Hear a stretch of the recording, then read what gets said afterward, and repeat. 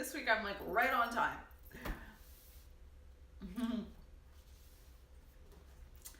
So basically, every Wednesday for the month of January, so there's only one Wednesday left, I do a recipe and a live cook with me. I announce the recipe on Sundays, and I cook with you guys at 4 p.m.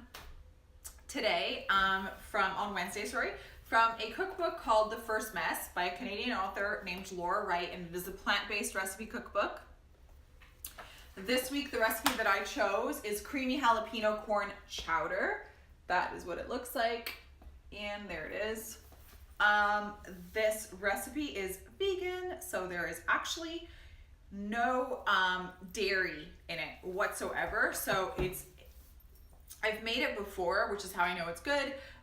It's just a challenge a bit to get the creamy texture. So today I'm actually doing modifications to the recipe to make sure that it's going to be delicious in its vegan nature. The other two recipes from the last 2 weeks, we made vegan burrito stuffed sweet potatoes, and we also made an eggplant pasta bolognese, are uploaded on my YouTube channel.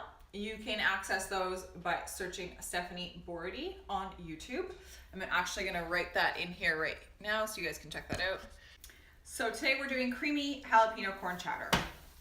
So the goal of this recipe is basically to make it taste delicious, even though there's no dairy in it whatsoever. It is a vegan recipe, so that is my challenge. I've made some simple modifications to the recipe as is, because I wanted you guys to have the best version of this recipe. My cupboard's still closed properly. So I'm just gonna go through the ingredient list with you guys right now, and then we will get started. My Le Creuset Dutch oven is over here warming up on the single element. I have made a corn and cumin, like a toasted corn and cumin topping here with some of the leftover corn as a topping. And then I also have over here, I have one diced onion. I have for topping as well, toasted, what are these? Pumpkin seeds. Oops, a couple just fell on the floor. Perfect. I've got a jalapeno seeded and diced over here. 1 clove of garlic minced. Then for dressing or for topping, I have diced, what is this? Why can I not remember? Not coriander, diced chives, diced chives. And then this is 2 sprigs of thyme, basically just destemmed. And then we've got some Old Bay seasoning, which we're gonna be using. And we also have some paprika. The recipe calls for smoked paprika, but I'm gonna be using just regular paprika. Then in here, I've got 1 stalk of celery, washed and diced. And I also have a orange pepper, and diced, washed and diced. The recipe does call for red pepper, but I don't know. The orange pepper was more calling my name. And over here, I've got just over a pound of small new potatoes, and I diced them, washed them, and diced them. So I'm gonna be using those. And then we've got 4 cups of organic chicken stock, lower salt as well. And then for topping as well, but this is a modification to the recipe, is nutritional yeast. So there we go. So right now, actually there's another thing in the recipe too, olive oil and white wine vinegar. There we are, guys. So now we're going to add some olive oil to my element. It's about 2 tablespoons of olive oil. So I just pour that in like that. There we go. So on medium heat, I'm gonna let that warm up a little bit, and then we're gonna get right to it. I'm gonna turn this off. These are my charred corn bits, corn niblets. I'm gonna put them in this ramekin. Oh my gosh, they're like so crispy. It's gonna be like candy. So good. This is a great little detail for topping. So good. Little chef bites. No big deal. There we go. Okay. The onion's what's going in first. So I'm gonna take this onion. I used my Cuisinart food processor to dice the onion. I'm obsessed with this thing. It works amazing. I got it off of Amazon and it's just so great. And the dice is like so perfect and you don't have to get your hands dirty. Big fan of that. So this is almost ready. It's starting to look good. So we're gonna add the onions. I'm gonna use my little spatula here. There we go. Oh. I just like eat the little pieces that just kind of fall around, you know? And there was a little pumpkin seed. That's the sound we want to hear. A little sauteing action going on there. The onions first in your olive oil. If you don't have a Dutch oven, you can just use basically a 4 to 6 quart pan or pot. I have a pan that I think I made the eggplant pasta in if you want to go take a look. It doesn't go in the oven, but it's about 6 quarts and it's wonderful. So I tend to use that pan if I'm alternating with my Le Creuset, but my Le Creuset is like my go-to for making soup, which is basically what we're making today because chowder is a variation of soup. So we've got olive oil in here with one small diced onion. I'm just gonna grab my good wooden spoon. So I'm working with a little spatula here and my spoon rest. There we go, just like that. I'm just gonna give this a little, love the smell of diced onions. Just delicious.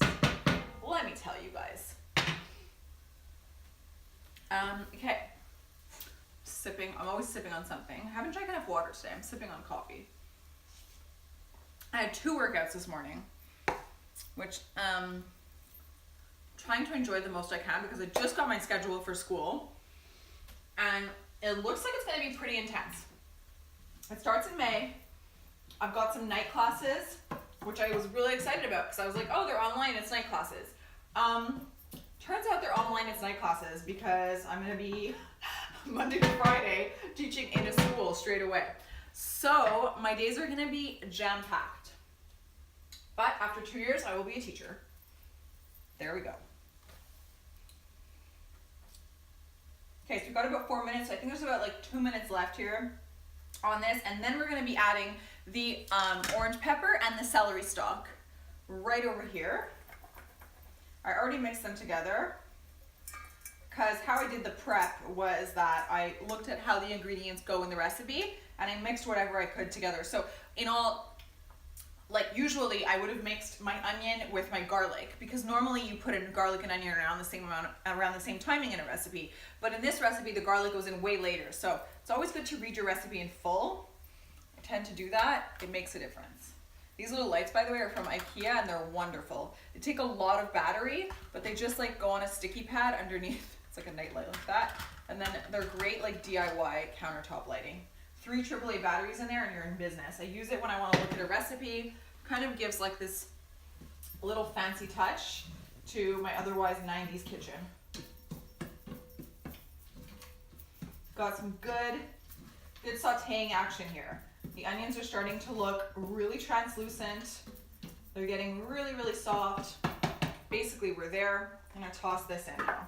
So the celery and the carrots in there. This in my sink. Just pick this up because it fell. Put that there. I just realized that in my sink I've got the 2 cups of corn niblets that have been like rinsing in the colander, or were rinsed and draining in the colander. I didn't show you guys that ingredient earlier, but that is obviously a key ingredient in the recipe. And yeah, I didn't forget about the corn, is what I'm trying to say. So just tossing this together like that. There we go, give it a few minutes. And then we're gonna add thyme and paprika. So paprika's right over here. 1/4 teaspoon of this guy. Oh no, it was 1/2 teaspoon. So I've got 1/2 teaspoon of paprika. These are my IKEA jars. I put all my spices in there. It just makes it really organized in my little spice cupboard, my spice drawer. Pull and go, and I label them all on top like that. You can't really see, but it's written in a black Sharpie paprika. Now I'm gonna add my diced thyme, like that. Boom, in there. There we go.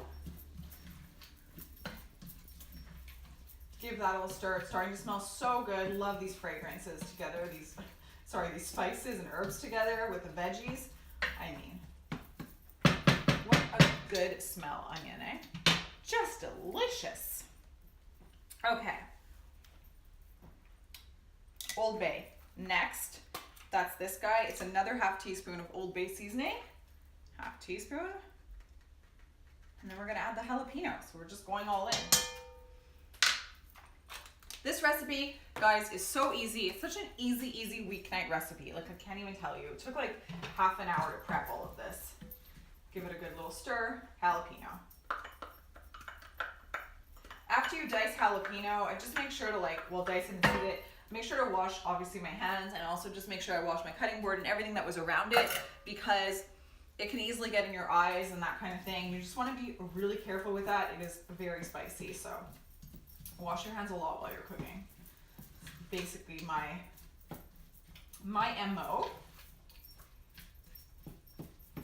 Smells delicious. Love that smell. Okay.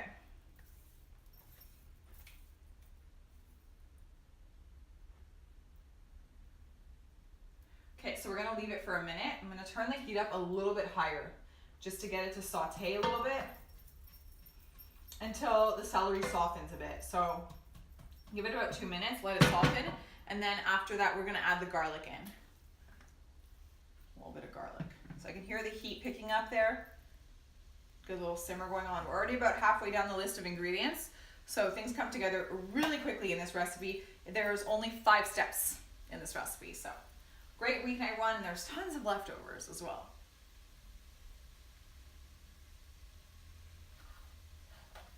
Perfect. This is gonna be so good. I'm so excited. Just give it a couple minutes. So for my toppings, because I'm gonna be basically letting this simmer for 25 minutes, and then I'm gonna post the final result on my Insta story. But for the toppings, what I did was I added this because I felt like the recipe needed a little something. So I just, in a little pan like this, I toasted corn, same niblets that I'm gonna use in the recipe. I toasted about half a cup of corn, just like that, with a little bit of cumin on medium high. And I just get it to get like really, really crispy and a little charred, like that barbecue look. Great topping. And then some pumpkin seeds. I love pumpkin seeds. I think they go really well with corn dishes. So this one. And then you've got some chives. So I diced chives. This was actually in the recipe as a topping. So chives are gonna go on top as well. And I'm gonna do a sprinkle of nutritional yeast over all of that, which isn't in the recipe, but I feel like it'll give it that like creamy, like Parmesan sort of finishing to the chowder. Because like I said, most chowders include a lot of dairy. They'll have milk in them or cream in them, sometimes even both, butter.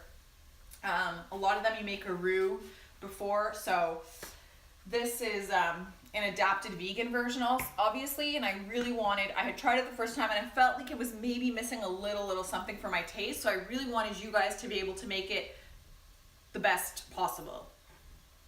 So this is the way we're doing it. Okay. It's really fragrant. Things are looking good here. I'm gonna add my one minced garlic clove. So there's only 1 clove of garlic in here.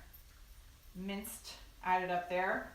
I prepped a lot for you guys because it just makes making the recipe a lot easier live. But prepping makes cooking so much easier, guys. If you just prep your stuff, sorry about that. It's just like, take that 20 minutes, half an hour to prep and cut everything, and then it's like go, toss and go.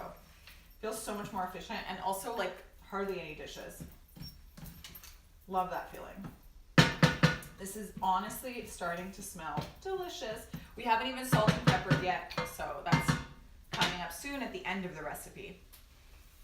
So now the garlic's in there, and next up it's gonna be the potatoes and the corn. So the deal with the potatoes is that it's a pound of diced new potatoes.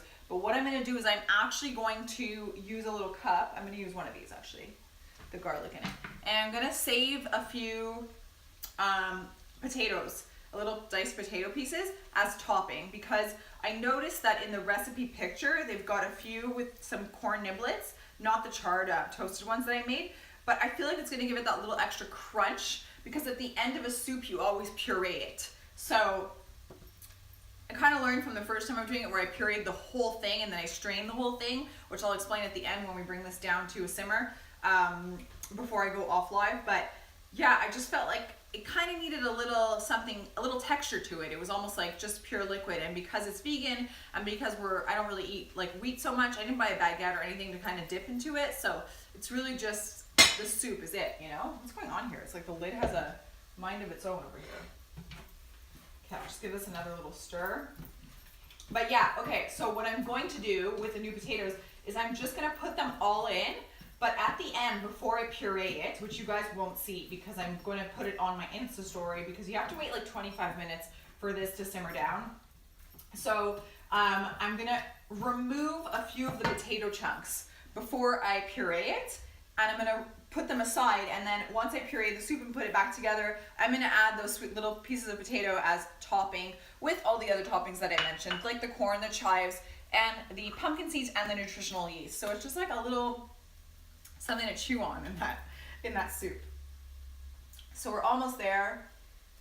Now we're gonna add the potatoes and the corn. So I'm gonna go ahead and add the corn first. So my corn is 2 cups of corn. It's from a can because corn is not in season right now. That's what we're dealing with. Just gonna put that right in there.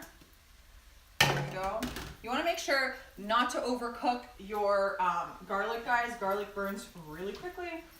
So I got a 30-second little window there when we added the garlic. So I'm just gonna stir in the corn. It's looking really good. And now I'm gonna add in the potatoes. There we go.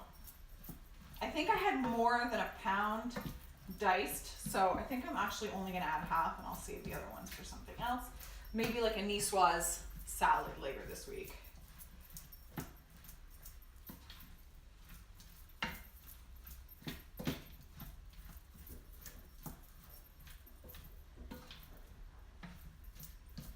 There we go. Boom. Okay, so that's all stirred in. I'm actually gonna add a few more. Boom. Give that a second now. Salt and pepper. So for people joining now, we are making a vegan creamy corn chowder recipe. It's a live that I do. Sorry, I think I like inhaled a piece of jalapeno. It's a live that I do every Wednesday at 4 p.m. in January. I announce the recipe on Sunday, so you guys can go get the ingredients if you want and cook with me.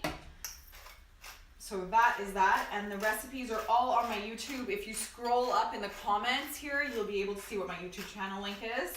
You can catch the recipes from the last couple of weeks, as well as this one, which I will be uploading later this week. With the ingredient list, of course. So salt and pepper. Just gonna give this a little stir, like that.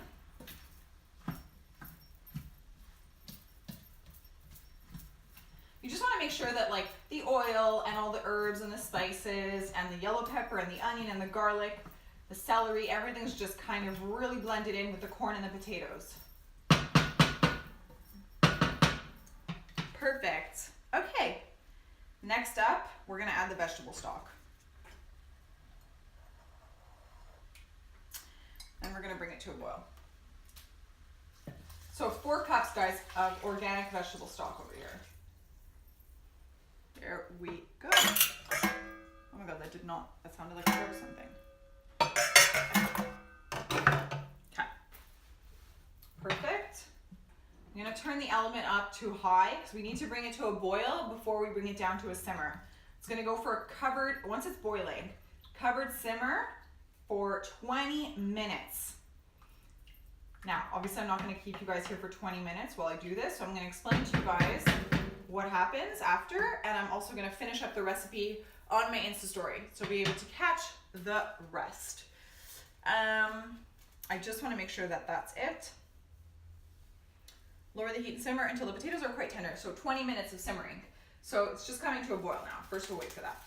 Okay, so after the soup is boiling, simmered for 20 minutes and the potatoes are soft, I usually take a fork and I'll just like poke the potatoes to make sure that they're tender. Once they're tender, it's ready to go. What I'm gonna do after that point is I'm going to grab this.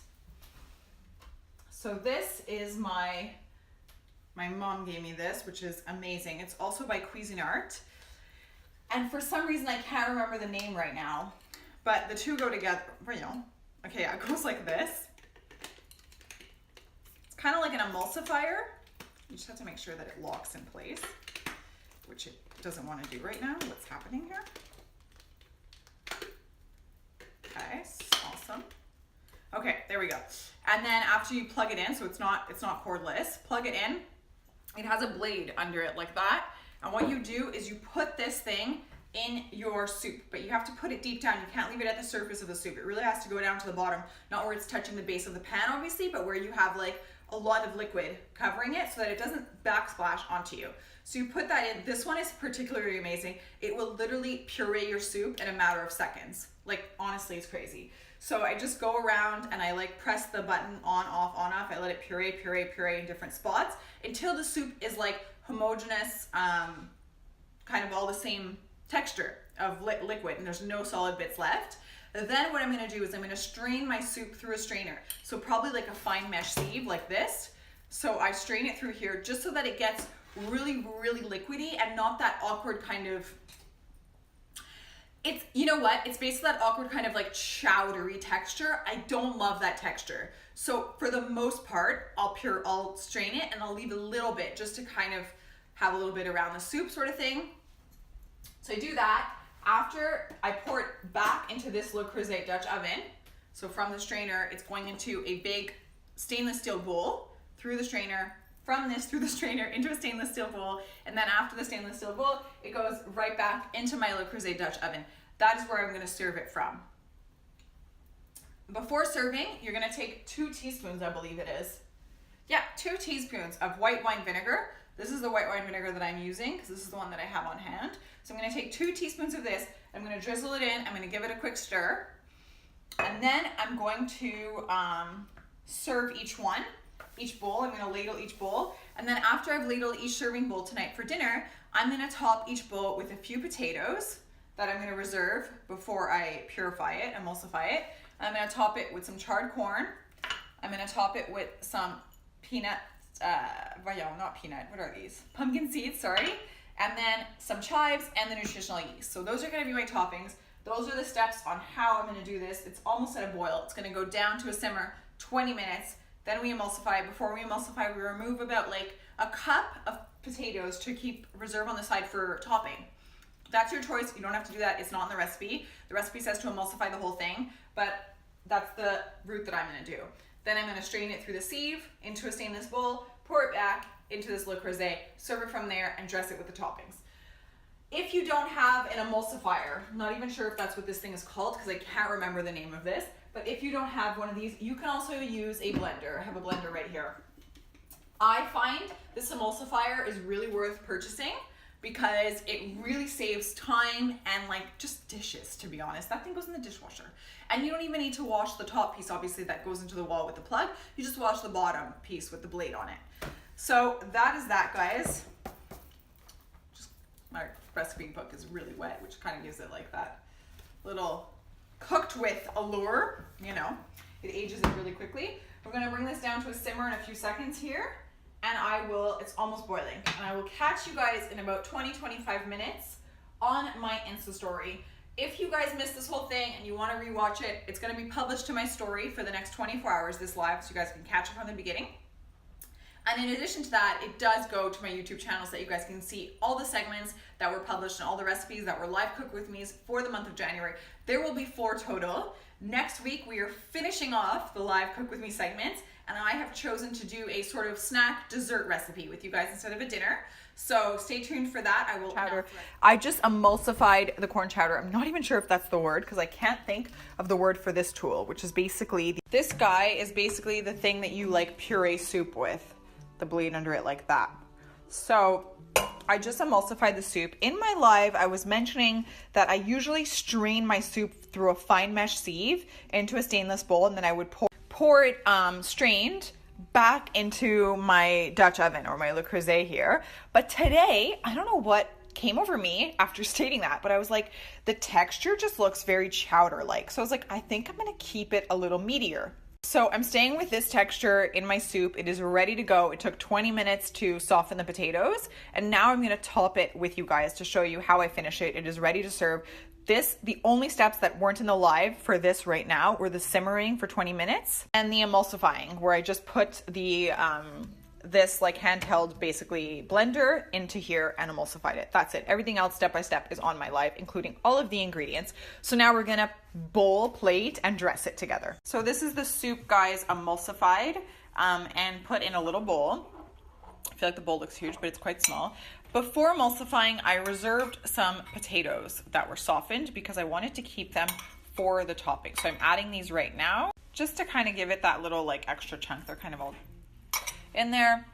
Now I'm gonna add some roasted or toasted, pumpkin seeds. So just a few. These are my DIY toppings, by the way, as I mentioned in my live. These aren't in the recipe. Now I've got some chives going on here. This part of it was in the recipe, the chives. I charred some corn. So basically I roasted or toasted some corn with a little bit of cumin on it, just like that. So I'm gonna put that there. And last but not least, give it that kind of like cheesy Parmesan, a little bit creamy texture that you don't get from like a vegan chowder. I'm gonna put some nutritional yeast on top. So just a tiny bit, like that. These are modifications that I adapt because when I last made this recipe, I noticed that the recipe was missing a little something in my opinion, so I went the extra mile with the toppings. The toppings called for in the book are literally just the chives. So all the rest is extras, and then it's bon appetit.